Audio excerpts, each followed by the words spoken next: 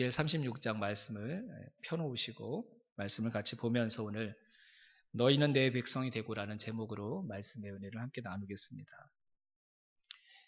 이스라엘의 멸망은 참으로 가혹하고 비참했습니다. 하나님의 끊임없는 경고와 선지자들의 간절한 외침을 끝까지 듣지 않았던 이스라엘의 운명은 주변 나라들의 놀림거리가 되고 조롱거리가 되는 것으로 결론이 나고 말았습니다. 이스라엘은 끝까지 하나님의 말씀, 이 예언을 받아들이지 않았지만, 그리고 그렇게 하고 싶지 않았지만 결국 하나님께서 말씀하신 대로, 하나님께서 경고하신 대로 이루어지고 말았습니다.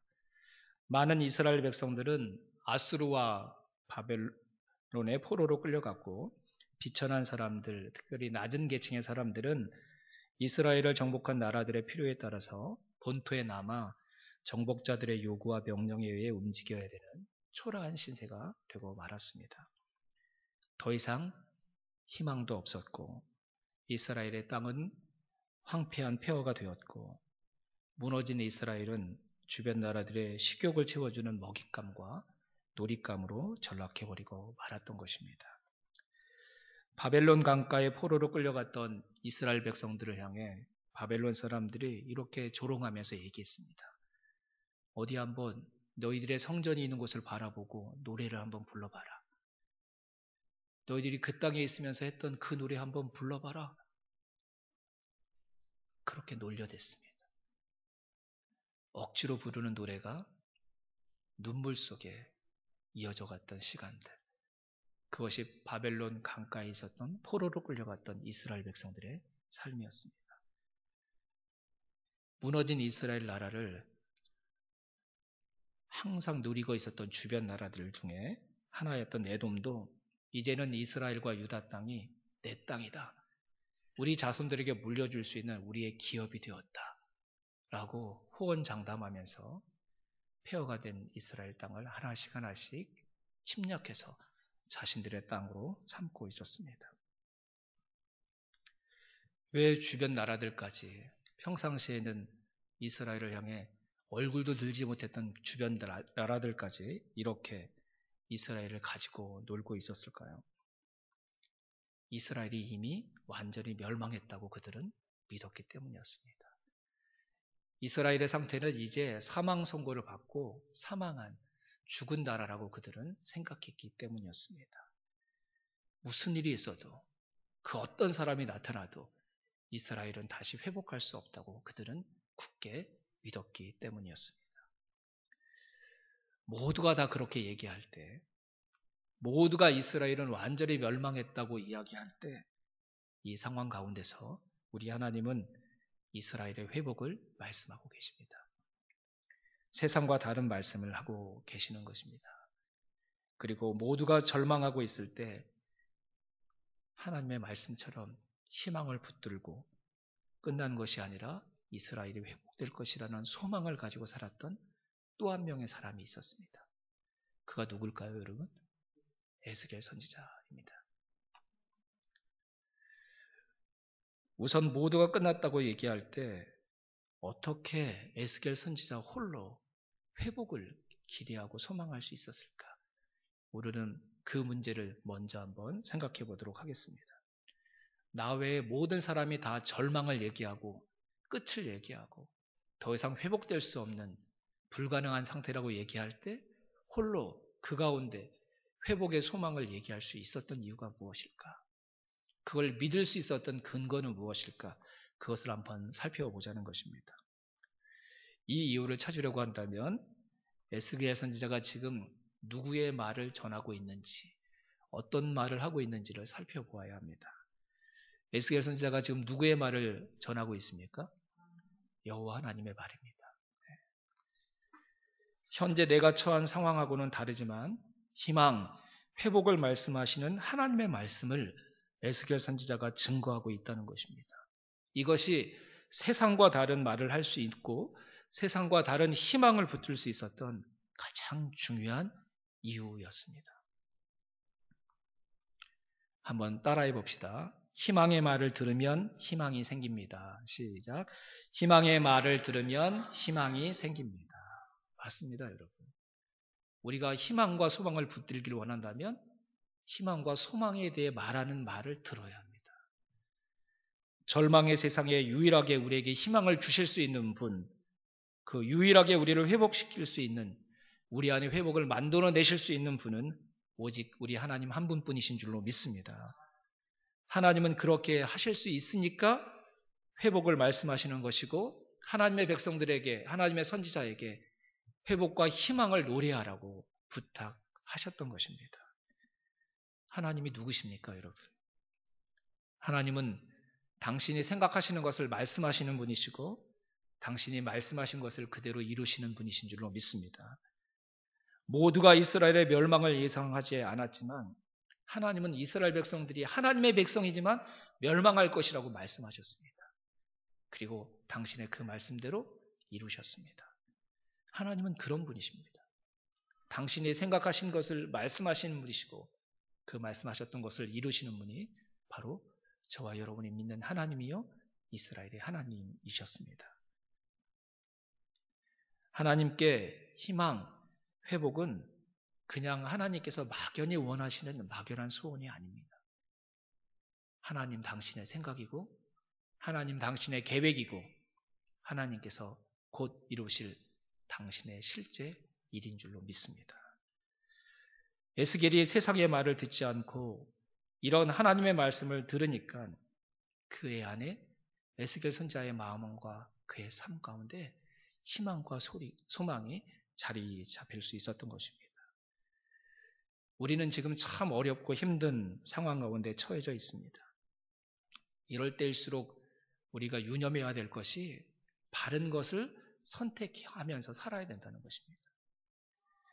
그 어떤 상황보다 무엇을 선택하느냐가 이 중요한 시기, 이 어려운 시기에 우리의 인생 전체의 방향을 좌우할 수 있기 때문입니다. 누구의 말을 들을 것인가? 절망의 상황에 있을 때 이것보다 더 중요한 선택은 없습니다. 하나님의 말씀을 듣기를 선택하는 저와 여러분이 되기를 주님의 이름으로 축원합니다.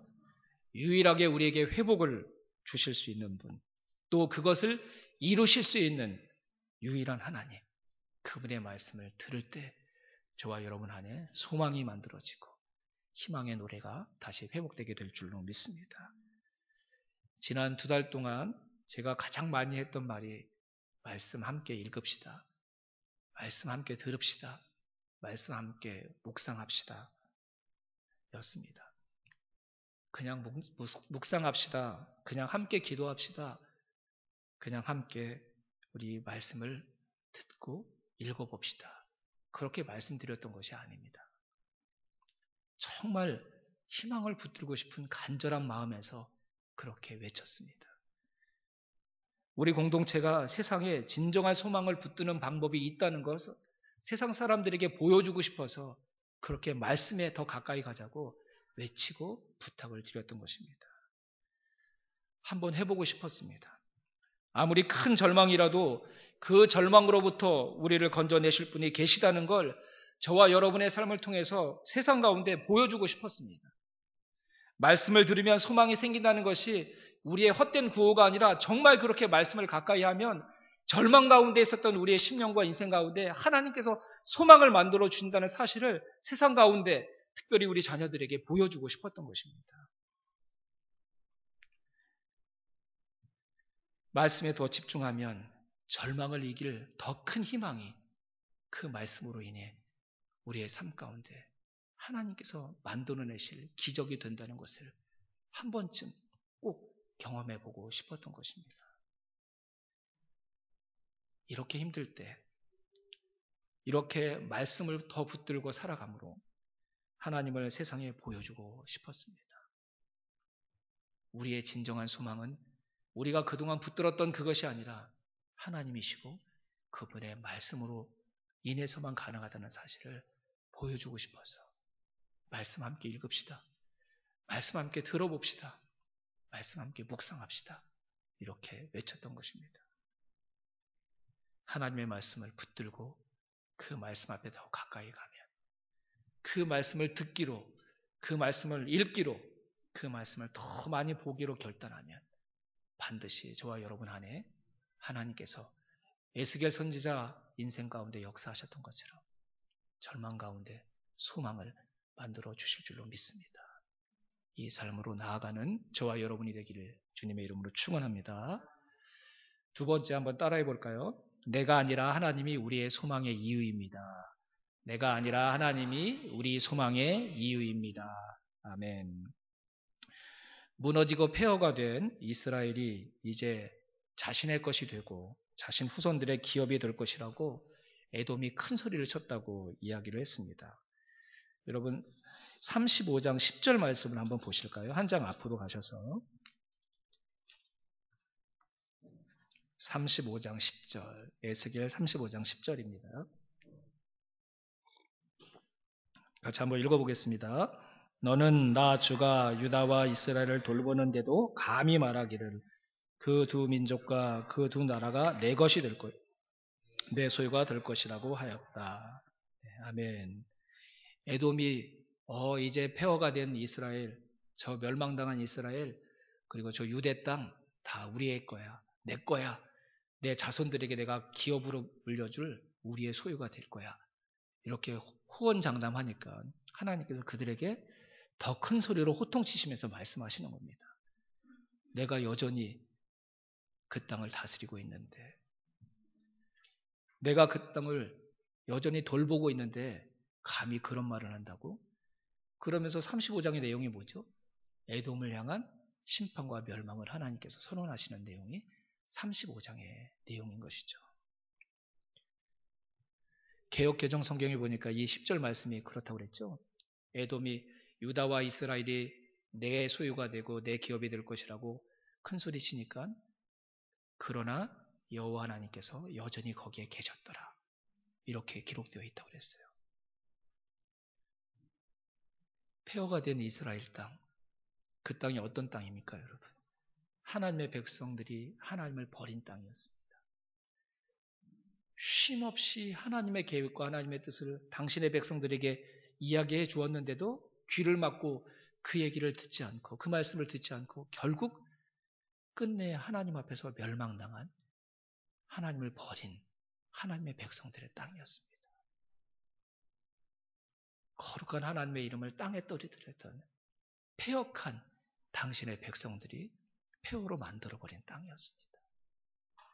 근데 하나님이 그 땅에 여전히 계셨다는 것입니다.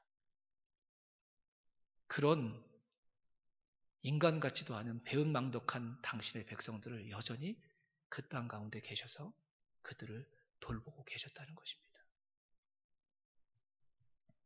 그러니 내 백성의 땅 침략하고 너희들의 것 되려고 하는 그런 생각 빨리 때려치라고 하나님께서 에돔을 향해 큰 소리로 외치신 내용이 바로 35장 10절의 말씀이었습니다.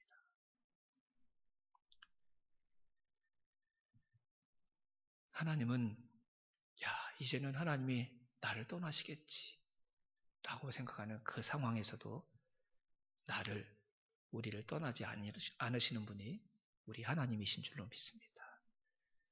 모든 사람이 저 정도면 하나님의 백성들 버려야지 그래도 충분히 이해할 수 있어 라고 얘기하는 상황일지라도 당신의 백성을 끝까지 포기하지 않으시는 하나님이 바로 우리 하나님이신 줄로 믿습니다. 이 떠나지 않으신다는 말이 하나님이 불쌍하게 갈 데가 없어서 그냥 그 땅에 폐허가 된 땅에 머물러 계신다는 그런 뜻이 아니지 않습니까, 여러분? 왜 그 땅을 떠나지 않고 여전히 그곳에 계십니까?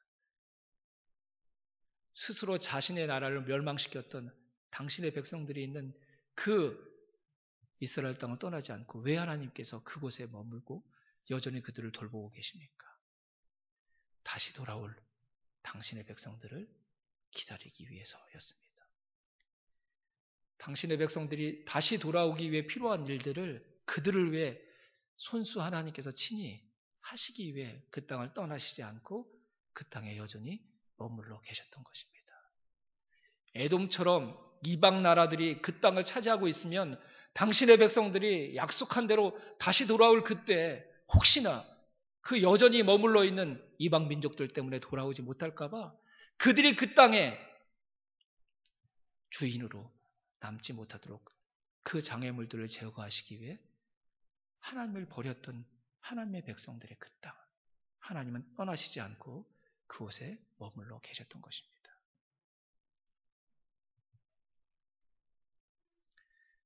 하나님은 우리를 새롭게 하시기 위해 우리가 무너뜨렸던 우리의 삶의 거처에 머물러서 오늘도 우리를 위해 일하시는 분이 바로 우리 하나님이신 줄로 믿습니다. 우리 이 하나님만 믿고 하나님께로 돌아서는 하나님의 백성들이 되십시다. 그러면 하나님이 기쁘게 다시 저와 여러분을 하나님의 백성 되게 해 주실 줄로 믿습니다. 하나님은 말로만 단순히 내가 너희를 회복하겠다라고 말씀하시는 분이 아니십니다. 우리의 그 회복을 위해 정말 지금도 일하고 계시는 분이 저와 여러분들이 믿는 우리의 하나님이십니다. 우리를 위한 회복의 장소를 준비하고 계시는 분이 하나님이시고 그 걸림돌을 지금도 제거하기 위해 우리는 낙심한 채로 눈물 흘리고 있는 그 순간 우리를 위해 일하시는 하나님이 바로 우리의 하나님이십니다. 허무맹랑한 회복의 말이 아니라 진짜 그렇게 하시려고 지금도 우리를 위해 일하시는 하나님, 당신이 말씀하신 그 회복과 소망을 실제 우리에게 선물로 주시기 위해 그에 합당하게 먼저 일하시는 하나님. 하나님은 정말 우리를 회복하기를 원하시고 우리의 회복을 위해 일하고 계시는 하나님이신 줄로 믿습니다. 이스라엘을 회복시키시겠다고 말씀하시면서 하나님께서 오늘 우리가 함께 읽었던 본문 말씀 가운데 회복의 이유를 말씀하시는데 그 회복의 이유를 내 사랑하는 이스라엘을 위해서 그렇게 하시겠다고 말씀하시지 않았습니다. 전 그래서 이게 좀 놀라웠거든요. 되게 우리가 내가 살아가는 사람의 삶을 회복하기 위해서 무엇인가를 막 하고 있다면 그 이유가 그 사람을 사랑하기 때문에 라고 이렇게 얘기하는 게 옳을 것 같은데 하나님은 내가 이스라엘 너희들을 사랑하기 때문에 그렇게 너희들의 회복을 위해 지금 이 땅을 지키고 있고 그 회복을 위해 지금 일하고 있다 이렇게 말씀하시지 않고 뭐라고 말씀하셨냐면 내 거룩한 이름을 회복하기 위해 지금 이렇게 너희들을 위해 일하고 있다. 이방 나라를 심판하고 있다라고 말씀하고 계십니다. 이거에 대해서는 여러 가지로 설명할 필요가 있지만 중요한 건 이것입니다. 이 말은 이스라엘을 사랑하지 않는다는 말이 아니라 이스라엘을 회복시키겠다는 하나님의 이 약속을 하나님께서 반드시 지키겠다는 중요한 증거를 우리에게 말씀해 주고 계신다는 것입니다. 이스라엘 백성들 그들의 반응 여부를 보고 하나님께서 이스라엘을 회복시키시겠다는 당신의 약속을 실행할 것인지 그렇지 않을 것인지를 결정하지 않겠다는 것입니다. 하나님께서 말씀하신 대로 계획하신 대로 하나님께서 주도하셔서 반드시 회복을 이루어내시겠다는 걸 강조하는 성경적인 표현이다. 이렇게 생각하시면 좋을 것 같습니다. 내 이름을 위하여 이 일을 행하겠다. 이 말은 무슨 일이 있어도 이 일을 이루겠다는 더 강력한 약속인 줄로 믿습니다. 우리가 잘 알고 있는 시편 23편에서도 그렇게 하나님이 말씀하셨죠. 내 영혼을 소생시키시고 자기의 이름을 위하여 의의 길로 인도하시는도다. 자기의 이름이 누구의 이름이죠? 하나님의 이름. 우리의 선한 목자가 되셔서 우리를 푸른 초장과 쉴만한 물가로 인도하시는 그 일을 하나님 당신의 이름을 걸고 우리를 위해서 행해 주시는 분이 바로 하나님이시라고 다윗이 고백했던 것입니다. 하나님의 회복을 더 신뢰할 수 있는 강력한 증거를 이스라엘 백성들에게 그리고 우리에게 주시기 위해 내 거룩한 이름을 회복하기 위하여 이 일을 행하겠다고 하나님께서 말씀하고 계시는 줄로 믿습니다. 25절부터 새 이스라엘을 세우시는 실질적인 방법을 하나님께서 말씀해주고 계시는데 그 핵심이 뭔지 아십니까, 여러분? 하나님께서 주도적으로 그것을 하시겠다는 것입니다. 내가 데리고 오겠다. 내가 모이게 하겠다. 내가 데리고 들어가겠다. 내가 맑은 물을 뿌려서 정결하게 하겠다. 너희에게 새 마음을 내가 주겠다. 새로운 영을 내가 너희에게 주겠다. 다 주어가 누구죠? 하나님이십니다. 하나님께서 새 이스라엘을 회복시키고 새 이스라엘을 세우시는 일을 하나님께서 주도해서 하시겠다는 하나님의 약속이 25절 이하의 말씀 가운데 계속해서 나오고 있는 것입니다. 이스라엘 스스로는 하나님의 백성답지 못하게 살아서 하나님의 이름을 더럽혔지만 이제 하나님께서 직접 이스라엘을 새롭게 하셔서 하나님의 백성다운 백성으로 반드시 세우시겠다는 선언을 하나님께서 지금 하고 계시는 것입니다. 이 일은 반드시 그대로 이루어진다. 실패하지 않을 것이다. 내가 이루겠다. 이 일이 그대로 이루어져서 세상이 나를 하나님으로 알게 될 것이다. 나의 그 위대함, 그 거룩함, 그리고 나의 그 거룩하고 위대한 이름을 내가 다시 회복할 것이다. 내가 나의 백성들의 하나님임을 세상 가운데, 그리고 나의 백성들 가운데 보여줄 것이다. 하나님의 이런 분명한 마음과 의지를 오늘 본문 가운데 분명하게 우리 가운데 드러내 보여주고 계시는 것입니다. 우리의 회복 하나님께서 주도해서 이루실 줄로 믿습니다. 하나님께서 이루실 때 그러면 우리는 무엇을 해야 될까? 이것만 함께 생각해보고 말씀을 마치도록 하겠습니다.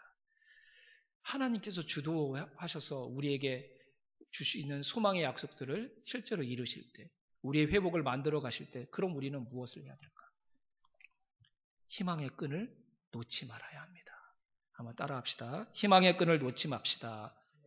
끈을 놓지 맙시다. 대단한 일을 하려고 하지 마시고요. 이것만 하면 됩니다.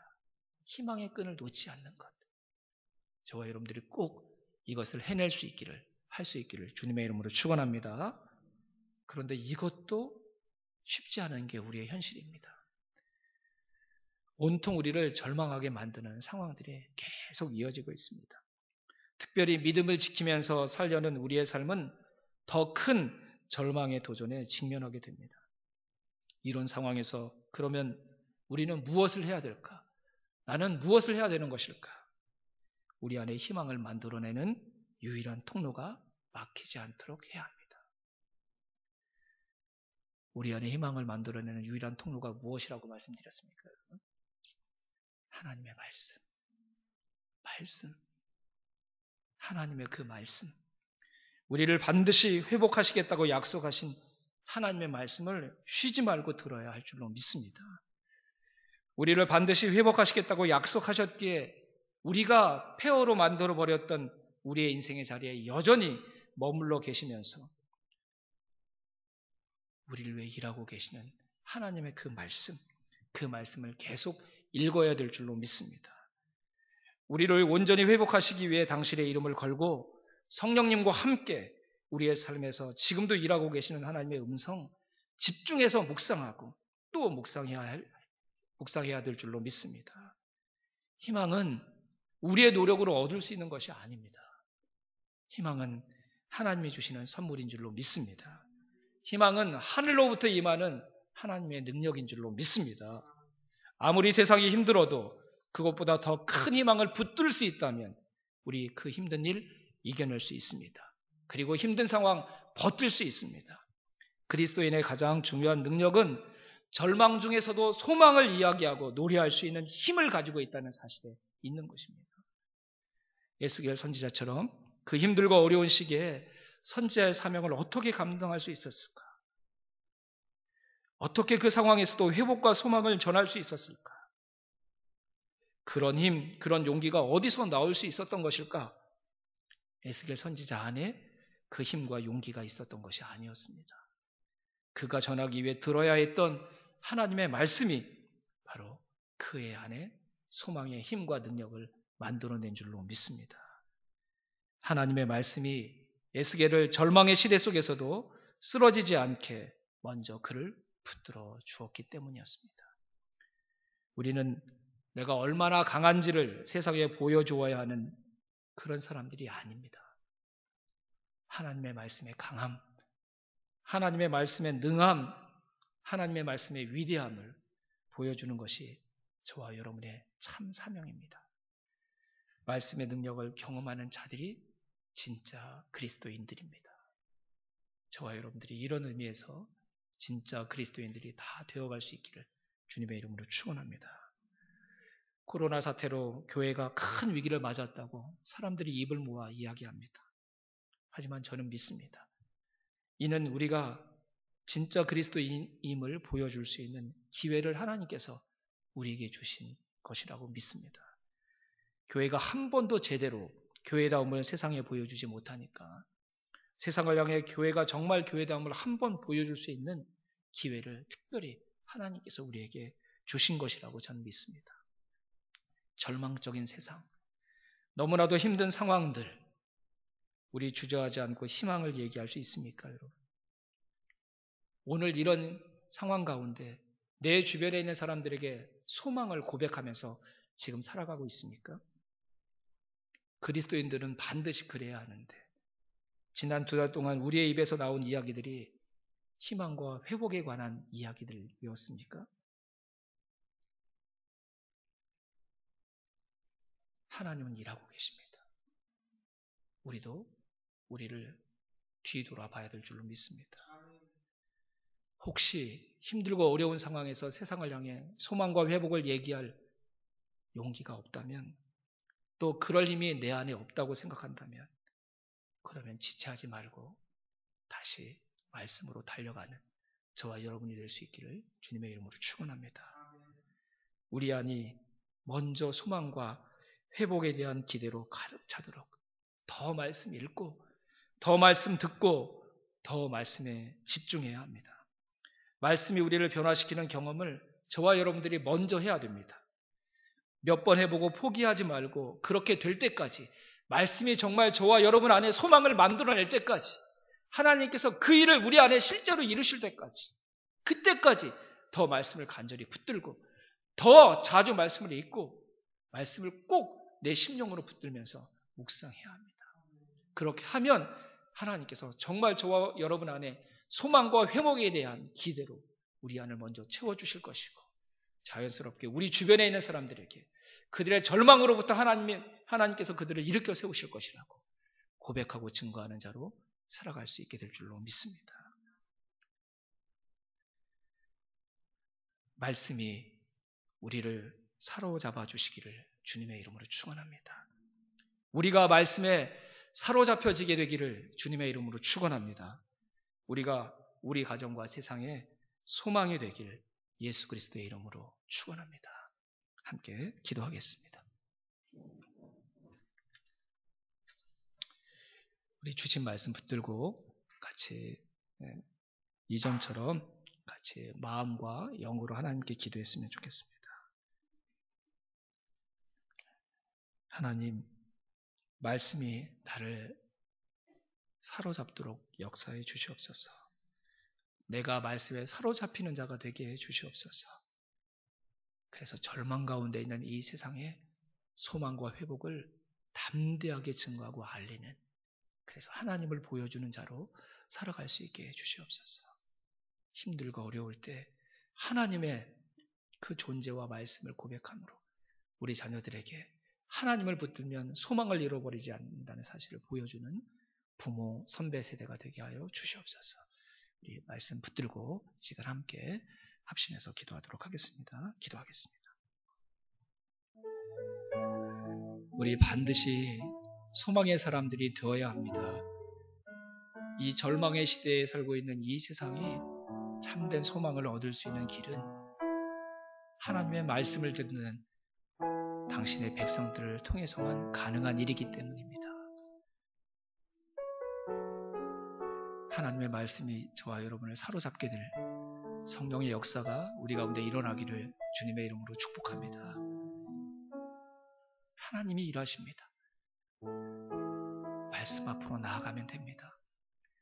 우리 안에 소망을 만들어내는 그 통로를 우리가 거부하지만 않기만 하면 반드시 우리 안에 큰 소망, 세상을 다시 살릴 수 있는 위대한 소망, 우리 안에 먼저 부어주실 줄로 믿습니다. 소망의 사람으로 살아가는 우리 소망교회 모든 가족들 되기를 주님의 이름으로 축복합니다. 기도하겠습니다. 이제는 우리 주 예수 그리스도의 은혜와 하나님 아버지의 무한하신 사랑과 성령님의 감화 감동 교통 역사하심이 말씀 더 듣고 말씀 더 읽고 말씀 더 보고 말씀 더 묵상하여 정말 말씀하신 대로 하나님이 내 안에 소망을 만들어내시는 그 경험하고 그 은혜 먼저 누려 사랑하는 가족들에게, 사랑하는 직장 동료들에게, 사랑하는 우리의 이웃들에게 진짜 하늘의 소망을 보여주는 자로 살아가겠다고 하나님 앞에 다짐하는 하나님의 모든 백성들과 흩어졌지만 한 마음으로 예배한 우리 소망의 모든 교우들 그 가정 위에 이제로부터 영원토록 함께 있을지어다. 아멘.